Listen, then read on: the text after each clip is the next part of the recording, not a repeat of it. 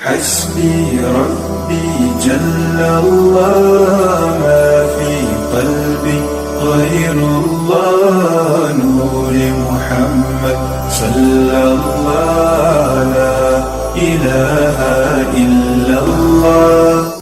الحمد لله رب العالمين والعاقبة للمتقين والصلاة والسلام على أشرف الأنبياء والمرسلين. وقال الله تبارك وتعالى في القرآن المجيد والفرقان الحميد: إنني أنا الله لا إله إلا أنا فاعبدني وأقم الصلاة لذكري. صدق الله مولانا العظیم. سامعین محترم، اللہ رب العزت کا بے پناہ شکر ہے کہ اس نے آج ایک بار پھر آپ کی خدمت میں حاضر ہونے کا موقع نصیب فرمایا.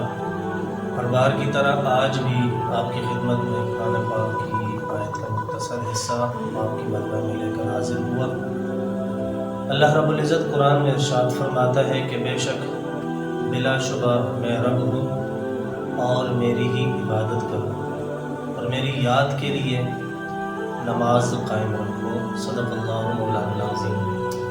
اب اس آیت کا مختصر حصہ جو ہم نے ابھی سماعت فرمایا، اس میں ہم اگر غور کریں کہ اللہ رب العزت نے اپنی یاد کے لیے کون سی چیز، اپنی یاد کے لیے کس چیز کا ذکر فرمایا، اور یہ فرمایا کہ تم کہیں بھول نہ جانا میں رب ہوں اور میری ہی عبادت کرو.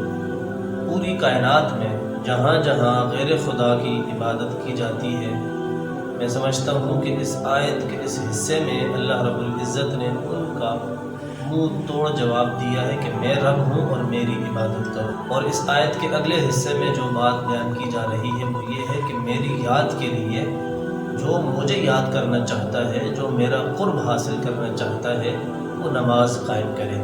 اب نماز کے لیے اللہ رب العزت نے قرآن پاک میں الگ الگ مقام میں ذکر فرمایا، جس کا ایک ہی مقصد ہے کہ اللہ کی رضا حاصل ہو جائے، اللہ کا قرب بندے کو نصیب ہو جائے.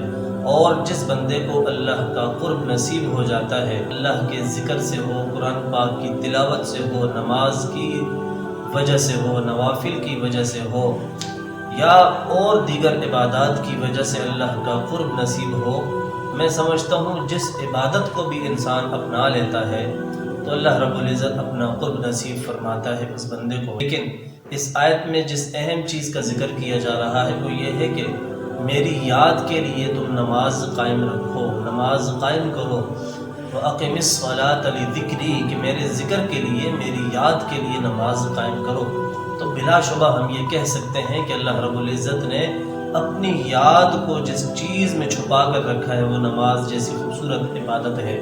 ہر وہ شخص کہ جو نماز جیسی عبادت سے غافل ہے، دور ہے، تو اس کو اللہ کا قرب اور اللہ کی یاد اس کو کبھی بھی ستا نہیں سکتی. یقیناً اللہ کی یاد اسی بندے کو ستاتی ہے، سجدوں کی لذت اور سجدوں کی مٹھاس اسی بندے کو میسر آتی ہے کہ جس کے دل میں خوف خدا ہوتا ہے اور جو یہ چاہتا ہے کہ مجھے رب یاد کرے، میں رب کو یاد کروں، رب میرا ذکر کرے، میں رب کا ذکر کروں. تو یقیناً پھر اس انسان کو 2 سجدے ادا کرنے ہوں گے. نماز جو اللہ رب العزت نے دن میں 5 وقت ہم پر فرض کی ہے، بلا شبہ اللہ رب العزت نے قرآن میں ارشاد فرمایا کہ تم نماز پڑھنے کے بعد پھیل جاؤ پوری کائنات میں، رزق تلاش کرو، اللہ کا فضل تلاش کرو. یقیناً جب انسان اپنی عبادت کو ٹھیک کر لیتا ہے، اپنے قرآن کی تلاوت کو ٹھیک کر لیتا ہے، تو وہ پھر اللہ کا قرب بہت جلد حاصل کر لیتا ہے. اللہ تعالیٰ سے دعا ہے کہ اللہ تعالیٰ ہمیں نماز جیسی خوبصورت عبادت پر عمل کرنے کی توفیق عطا فرمائے. السلام علیکم ورحمۃ اللہ وبرکاتہ.